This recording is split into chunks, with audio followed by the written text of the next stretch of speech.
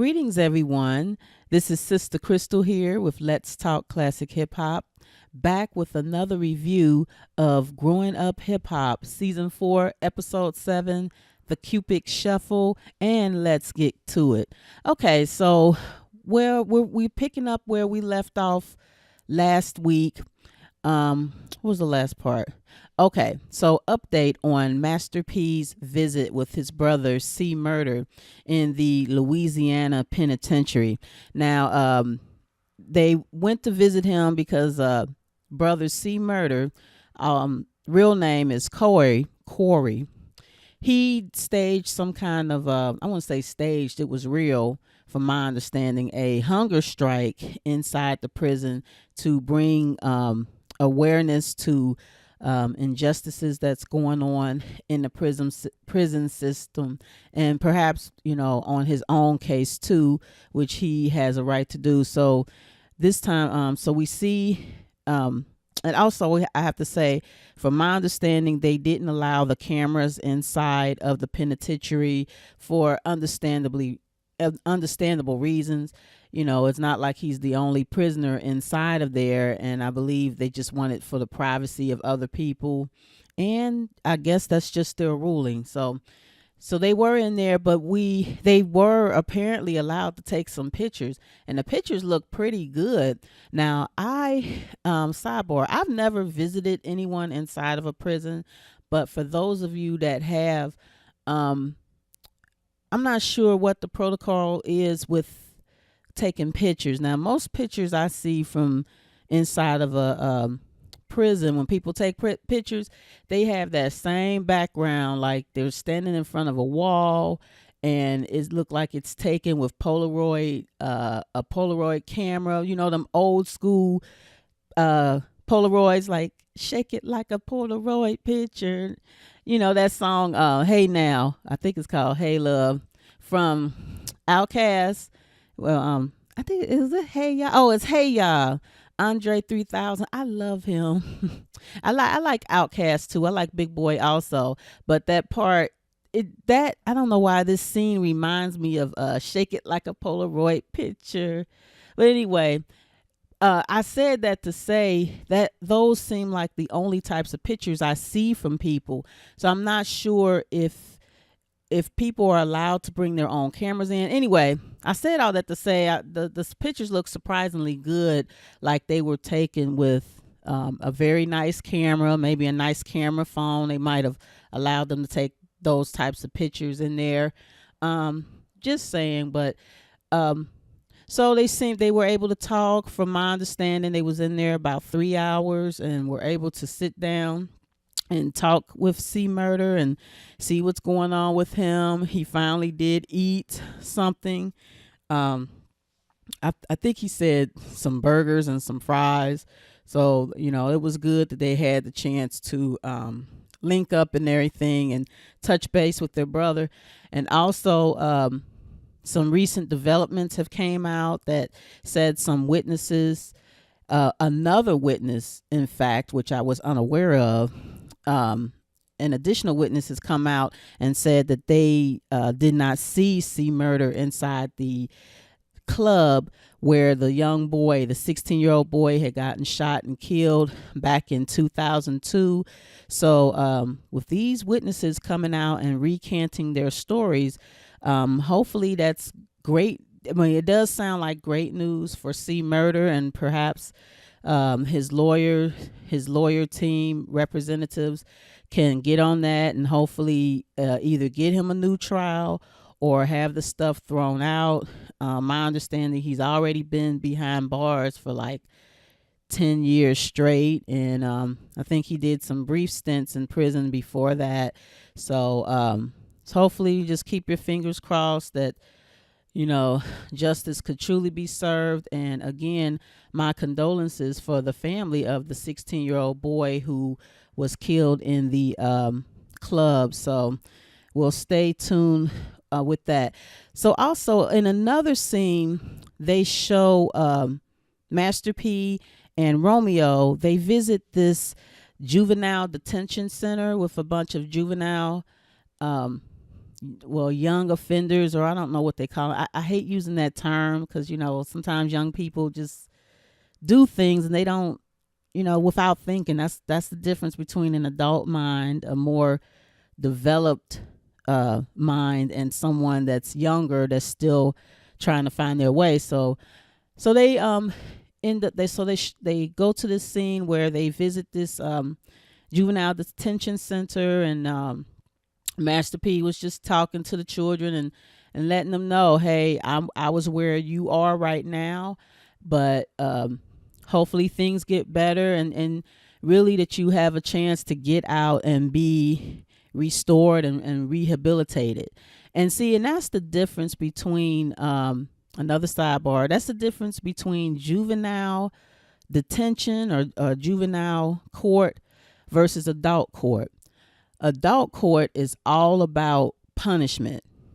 Punish, punish, punish. Juvenile court is supposed to be about restoring and rehabilitating youth so that they can come back out and have another chance to be productive citizens in this society.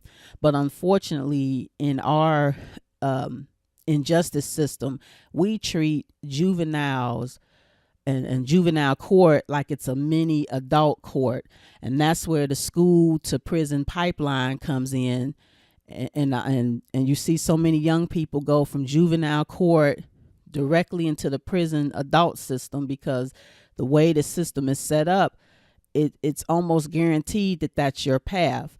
But if you have strong family behind you, and even if you don't, if you have a mentor or someone like that out there that can put a little time and effort into these young people, that's really all they need. Just someone to just give them the opportunity, at 15, 16 years of age. If you do something wrong, it's a shame that your whole life could be thrown away because of a mistake that a young person made when they were under 18.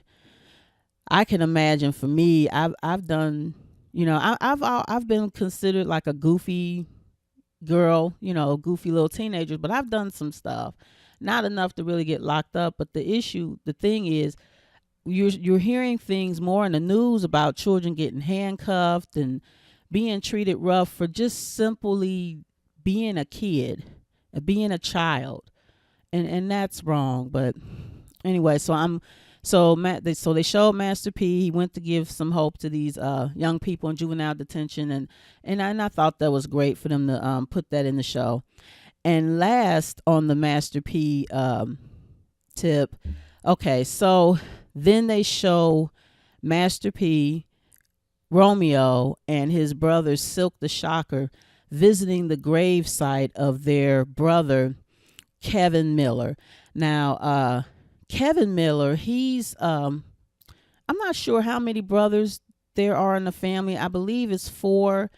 I'm not sure where Master P is, if he's the oldest, or if, or is Kevin Miller, was he under Master P as far as age or something. My understanding is there were 4 brothers and they have a sister. But anywho, so what I know about their brother Kevin Miller was that he was killed back in 1990 by someone that he thought was a friend or whatever. He was hustling like a lot of the young people in, growing up in the ghettos. He was hustling, and I guess who he thought was his friend seen him more as a rival or whatever. Maybe he was doing better business in the street than this other guy. Well, my understanding, and I think Silk the Shocker explained some of this in an interview with Vlad TV, and is right on YouTube, so you can Google Silk the Shocker speaks on brother's death, and he's actually telling you the situation, or what he understands of it, because Silk the Shocker is the youngest one, so I don't think he knows as much as maybe the older brothers, Master P and C Murder. Percy, I think that's Master P's real name, and Corey C. Murder. They are older. They're a little bit older than Silk the Shocker. But anyway, so he was kind of telling you about the situation that surrounded Kevin's death. And so after that, he pretty much said that encouraged them to try to do what they can to get out of their surroundings because especially Master P, he was really driven because he felt that if he stayed in the ghetto long enough, um, he would his family would die. And that's a real motivator. If you feel that where you are and you're about to die, if you don't get out, that's a horrible feeling. But I think a lot of people feel that way every day, but they are just so consumed, unfortunately, in their current circumstances. It's hard for them to think of a way to get out. So even though that was a horrible situation, and I can't imagine, losing someone in the way in which they lost their brother, but it was an experience that encouraged them to, go for their dreams and no limit. I think that's probably what encouraged Master P with the creation of No Limit Records. There's no limit to how far you can go if you put your mind to it and really be willing to stick it out. You also have to have family behind you. You really do. Family or someone, because, what are you doing while you're, trying to wait for your career to jump off? Somebody's got to support you, right? So rest in paradise, Kevin Miller. Your brothers went on to have some great success, and they're keeping your name out there, and so good for that. Okay, so the next scene. So we're gonna go on to, let's see, Angela and Vanessa. Okay, I'm gonna get them out the way real quick. But it's a little better. Now in this episode, Angela mentions that Vanessa has stopped talking to her. And I was like, yay, you go, Vanessa. You go. You put your foot down, honey. You the older sister. Nah, I'm joking. But the reason why that was important, because they get a phone call from one of their uncles asking them to be a part of some kind of fundraiser for the children through I think it's called the Rush Foundation, that they raise money for putting the art back in school, which I think that's a great idea. So with that said, what this fundraiser has done was it's kind of forced, if you will, for lack of a better word, it's forced Vanessa and Angela to kind of have to work together because they are the newly added board members on the board of Rush Foundation, and they have to go and do some kind of fundraiser. I think it was stated like it's like $100 per person or something like that for the fundraiser. So they didn't really get into how it turned out.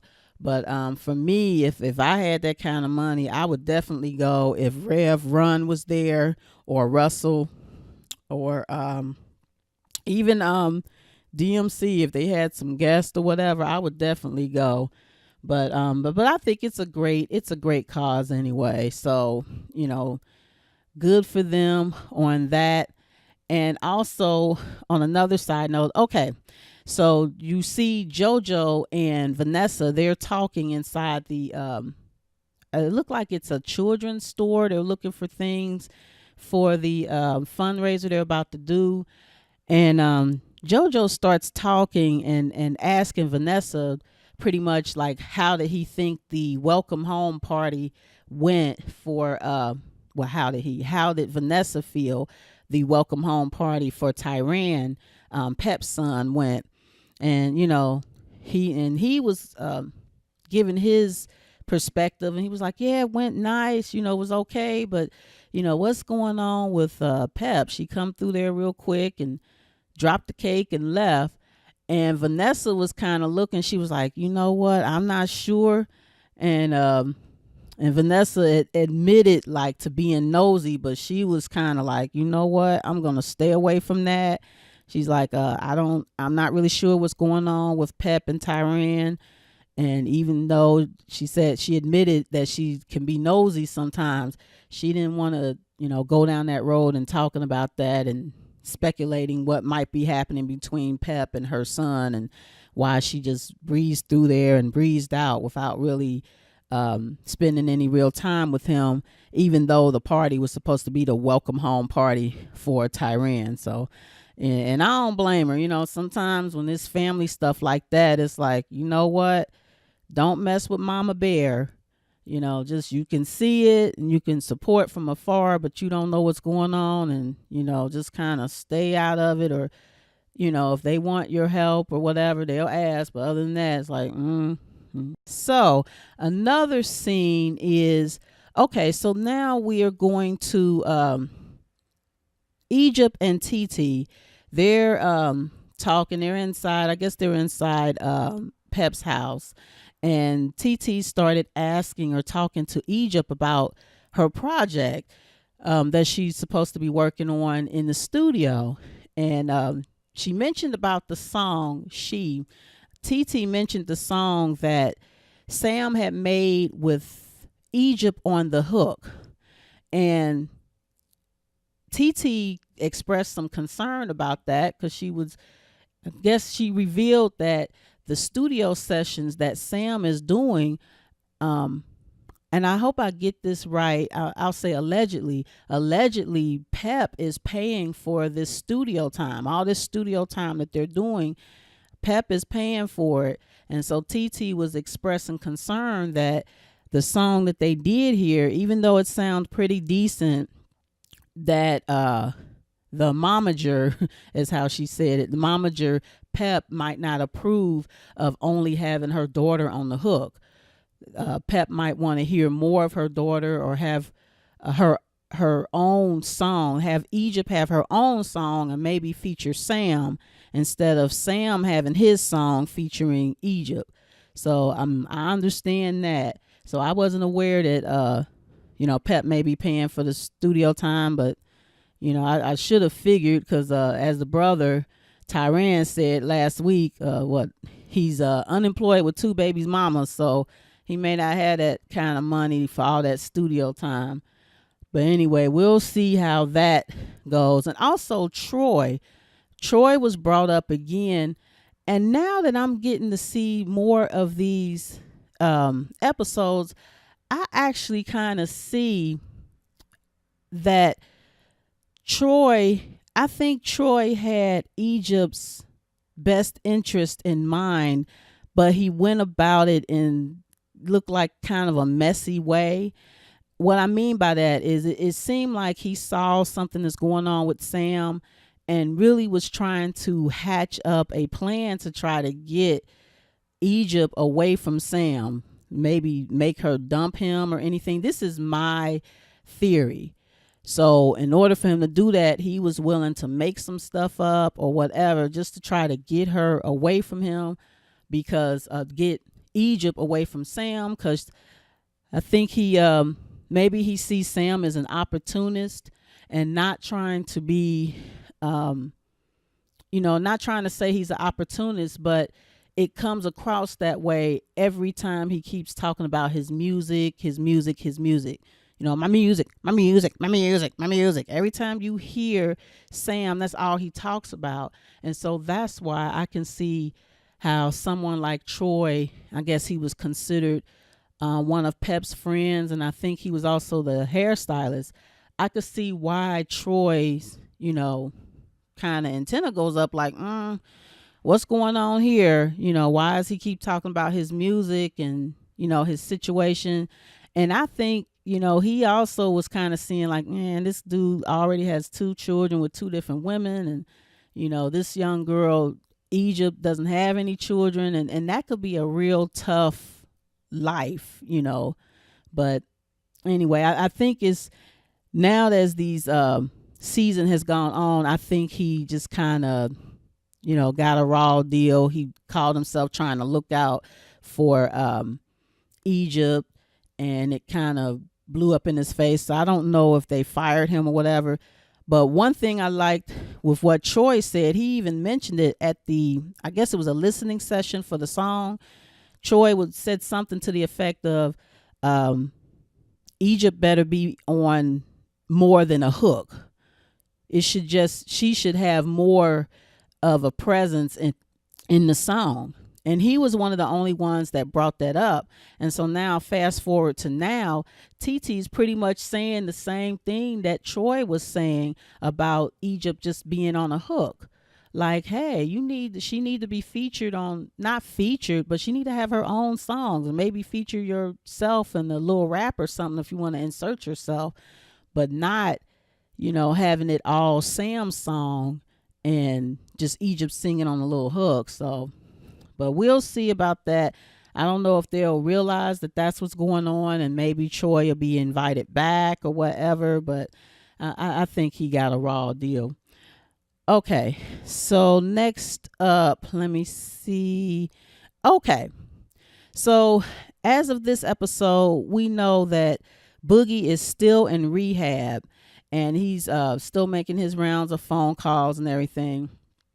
And so we go to the part where you see Brianna visiting Dame Dash and his girlfriend, and she's telling him she had spoke with Boogie, and what was he saying?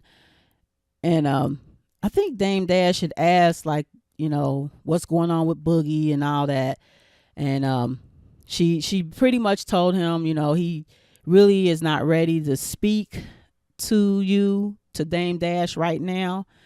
And Dame was just pretty much like, okay, that's fine as long as he's getting help, which that's a good thing. But then Dame just mentioned, he just said, what did he say? Oh, well, as long as he's there, that's great. He needs to get in there and just, fix it. Fix what's going on. Just fix it. And I'm thinking, like, okay, first of all, when the scene comes on, Dame Dash, he's in this robe with no shirt on, and he's got on some flip-flops or Nike sandals, whatever those are. And I'm looking at him, he's sitting there looking like the daggone Godfather or something, sitting like that. Now, it's like, this young lady is coming over, but I guess he feels so comfortable with Brianna that he'll just sit around, in his robe with no shirt on, and, and some flip-flops and all that. But anyway, I said that because, and the way he kept saying, fix it, like the Godfather looking. I'm going to do my impersonation of Dame Dash. Okay. Now, I'm glad Boogie is in rehab, because now we can just fix it. We can fix whatever's wrong. We're going to fix it, and it'll be fixed. Because everybody's kids is on drugs. We just going to fix it, and it's okay. It's over and done with. Okay, let me stop. That was a bad impersonation. But I pointed that out because Dame Dash kept saying fix it like the addiction can be fixed. Addiction cannot be fixed. For anyone who has a loved one that's on drugs or alcohol, that they are in constant recovery every moment. They're not fixed. They're in continuous recovery. And in fact, if you speak to someone in recovery, they'll say, hey, I'm 5 years and 2 days and 3 hours clean. And I said it that way because I notice a lot of people that are in recovery, they remember the exact day when they got clean, and they never just do a roundabout number. Like if someone has been clean for 15 years, they're not going to say, well, maybe some of them do, but a lot of them won't just say 15 years. They'll say, I've been clean for 15 years, 7 months and 2 days. And some of them get it down to the hour. And I actually had, sidebar. Okay, so At one point, I was going to school to learn how to be an addiction counselor through social work program. And part of what we had to do is we had to visit these meetings, that's Alcoholics Anonymous meetings, and we had to visit Narcotics Anonymous meetings. Now, the meetings we were able to visit, they were open meetings, so anyone could come. So I managed to go to a few, and afterwards, I was able to speak with a couple of the recovering addicts in the room. And let me tell you, if you haven't been to an Alcoholics Anonymous meeting or a Narcotics Anonymous meeting, they're interesting. So I was sitting in the meeting as a student, and so I'm sitting in the back and being quiet. And I didn't announce myself like, yeah, I'm here as a student observer, because you don't have to. You're not supposed to do that. But I was sitting next to somebody, and they knew I was new. So when they was going around introducing themselves, first of all, they would say you can stand up and introduce yourself if you want to, but you don't have to. Well, the person I happened to sit by, maybe they were just so excited to see someone new that they literally took my hand and raised my hand up. Now, mind you, this is a stranger, and it caught me off guard. And so this stranger is raising my hand. It's like, hey, we got a new one here. We want to hear from her. So I stood up and I'm like, yeah, I am. I'm a social work student, and I'm here as an observer. And the look on their face was like, oh my God, like I thought you were someone in recovery, but it was okay. I'm really not real big in being out in public and standing up and introducing myself and all that. These are basic stuff, basic things that, it still makes me nervous. But anyway, I got up and told them that. And afterwards, I was able to speak with one of them. And I was like, well, how is it that you guys, I didn't say you guys, but how is it that one can be so detailed in their recovery? And the way it was explained to me was that imagine losing your best friend, whoever your best friend is, whether it's a parent, it's a sibling, it could be a friend, a cousin. Imagine losing your best friend. You'll never forget the day that you lost your best friend. And for a lot of people in recovery, drugs and alcohol were their best friend. So the moment they got rid of their best friend, then you remember that.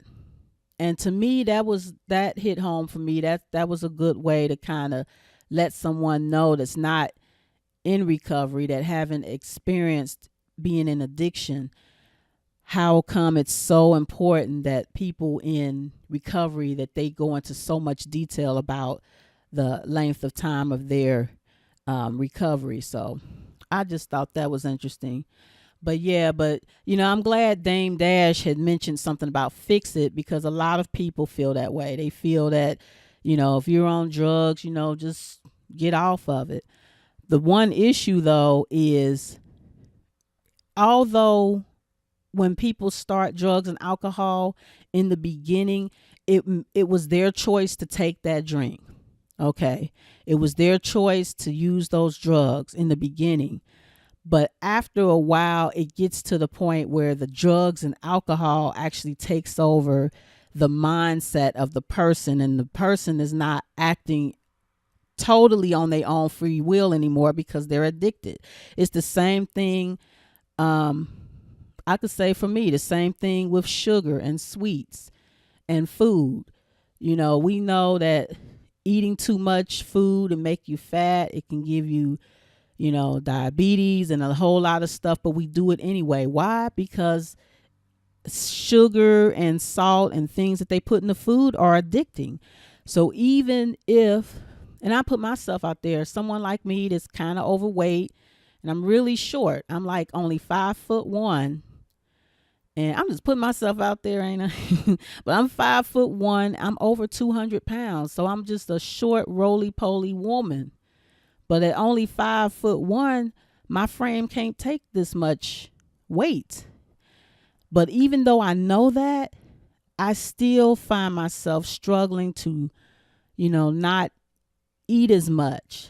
I still find myself struggling to stay away from sugar and all of that stuff. And it's an addiction. It's not an addiction. And I don't mean to disrespect anyone who's really addicted to drugs and alcohol, but sugar is a drug too, because, what I'm doing to myself is killing me also. And there's a lot of other people that are in this struggle. They're dying, but they're so addicted, it's hard to break from it. And so, anyway, I be going on these tangents, but so we're gonna go on to this Rozay All day party. Okay, at Pep's house. So TeeTee, Egypt, and Pep are there, and they're just going over, the situation with the welcome home party for Tyran. And Egypt was kind of, saying like, okay, well, that she thought it went sort of well because Brianna and Pep had a chance to talk. But in reality, Pep still didn't get to talk to her son. And that was, really what the party was about. But they had brought up, what did they bring up about at the party? Okay, so so after Egypt mentioned that she was happy that, her mom and Brianna was able to touch base, she said something about, well, Brianna seemed like she's got some stuff going on with her. And she's like, she needs more than a friend or something like that. And then Pep comes out and she goes, well, yeah, Brianna needs some D. And I'm like, oh no. And she said D. She didn't say the whole word. And so TeeTee chimes in. She goes, well, maybe we can do a Rozay All day party because we know that Brianna and Little Easy E had hooked up before in the past.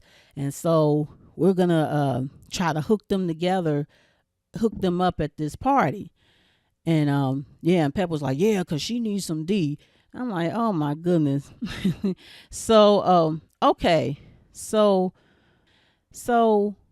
I want to say something about, people kind of, how can I say it?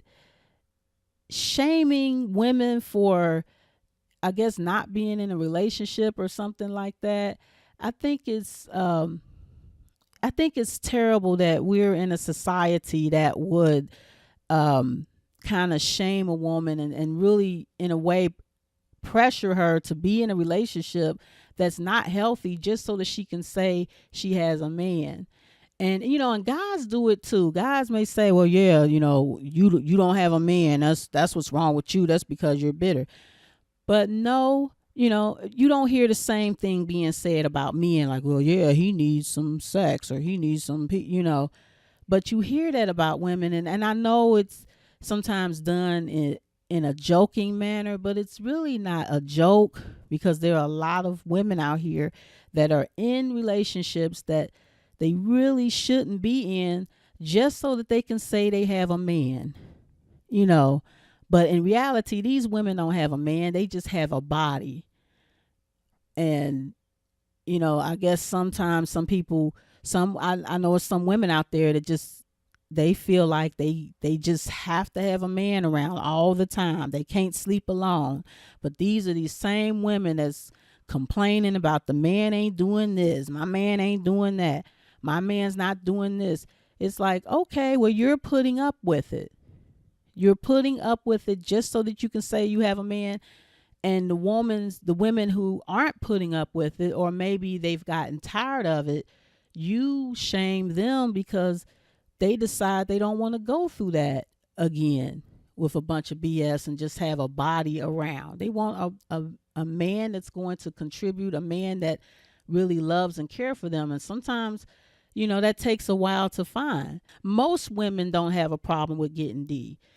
But if you want more than that, then, it might take longer, But anyway, so as soon as they threw that out there, I'm like, that is not a good idea. So, okay, so we fast forward to the Rozay All day party. And you see TeeTee talking to Brianna, And she's pretty much telling Brianna the purpose of bringing her there was really to try to hook her up with Easy E. And Brianna had shared with TeeTee that she really has feelings for Boogie, which I'm not surprised, because I was just kind of wondering, like, why is she so emotionally invested in Boogie getting some help? It just seemed kind of weird. I mean, I shouldn't say weird, but it just seemed like she was going a little overboard, because he does have his father there, and, father's girlfriend or whatever. It's not like he didn't have anybody there that could try to, help him work through it. I see, his father, Dame, has his way of trying to deal with it, but at least he has somebody.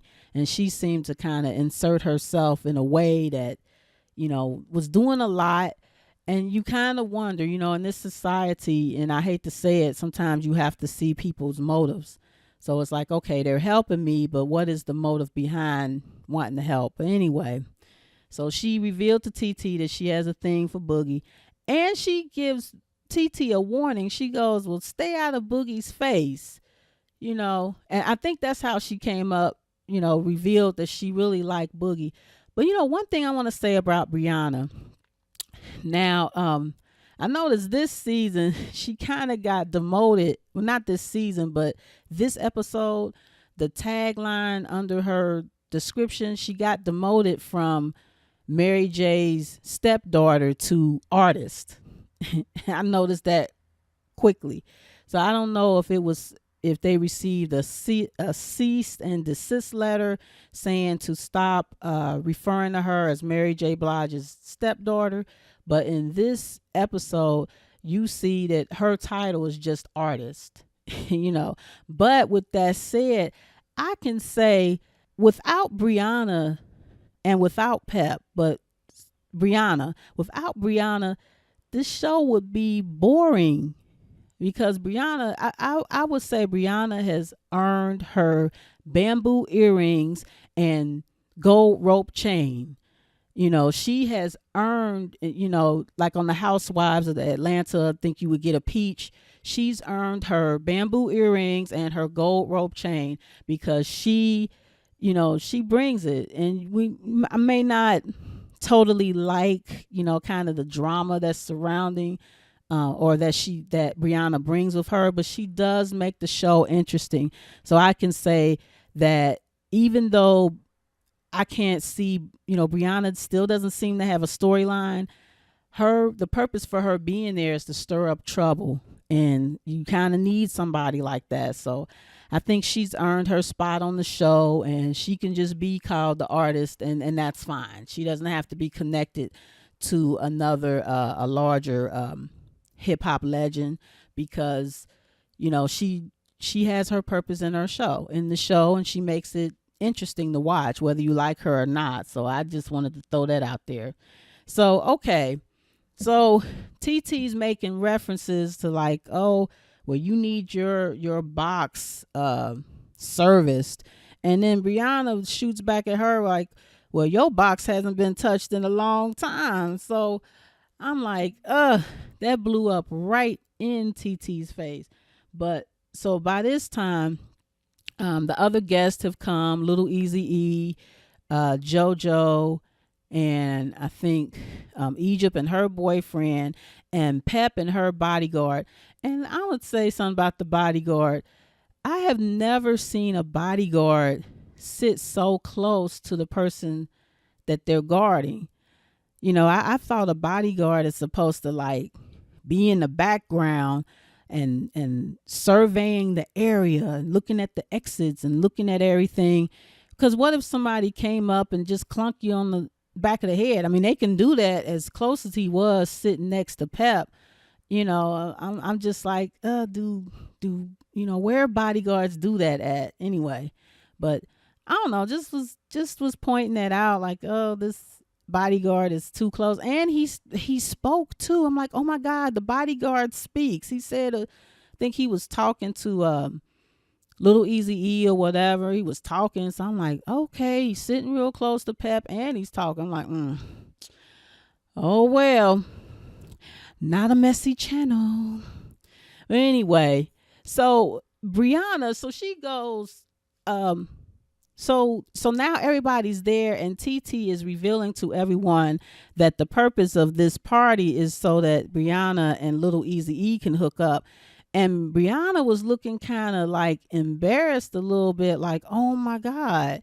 And I just think that was not a good idea for them to do. I mean, I don't know what what were they expecting? Were they expecting Brianna and little Easy E to go at it right there? Were they looking for some B-roll? Like, look, y'all just go at it right here. We gonna film it. It's gonna be, I don't know, hip hop gone wild. I don't know. But it just was so awkward. Like, why do that? Why do that to another sister? I think that was just like, like, oh my God, you're doing too much. But Brianna held her own. She told TeeTee, like, I will knock you into 30 years. So if it's 30 years, either TeeTee would be a baby, or 30 years in the past, she's a baby, or 30 years forward, she's a senior citizen or whatever. But she was like, I'm going to knock you into 30 years from now, something like that. But anyway, I'm just glad that Brianna tagged her back. I mean, I thought that was just not cool at all. But oh well, it's not cool, sisters. Especially us. Stop shaming other women for not being in a relationship, and guys too. But the guys, they benefit from that. They benefit from women being at each other. But it's not a good thing to shame another woman because she's not in a relationship or anything like that. Just don't do it. Don't be concerned if somebody got a man. What are you concerned about that for? Why are you concerned with who somebody's sleeping with? There's no business. That's none of your business anyway. Okay. So the last thing, so it ends up with Tyran and Pep. So, okay, so he didn't get the welcome home party. And also Tyran chose not to go to the Rozay All day thing. He actually told TeeTee that was a bad idea, and I agreed with him. But okay, so Tyran and Pep, I guess they're in Pep's house, and he's showing his mom some of his karate moves. And, shortly after that, her phone rings, and she goes in her bra and takes the daggone phone out of her bra. And she puts her finger up. She's like, hey, 1 second, one moment. And he's looking like, oh my goodness. And, he's looking like, see, this is exactly what I'm telling you, is the issue. Then she comes back and says, oh, I'm sorry. I had to take the call. That was for Egypt's swimsuit line or something like that. And I'm like, Pep, you're just gonna rub it in this baby's face. You're gonna rub it in this child's face that you looking up stuff for his younger sister. And he even shared, he's like, well, Dag, I see him doing all this stuff with my sister. I wish she would do some things with me. And in a sidebar, I'm just wondering, real talk, if being around her son just reminds her of like bad stuff.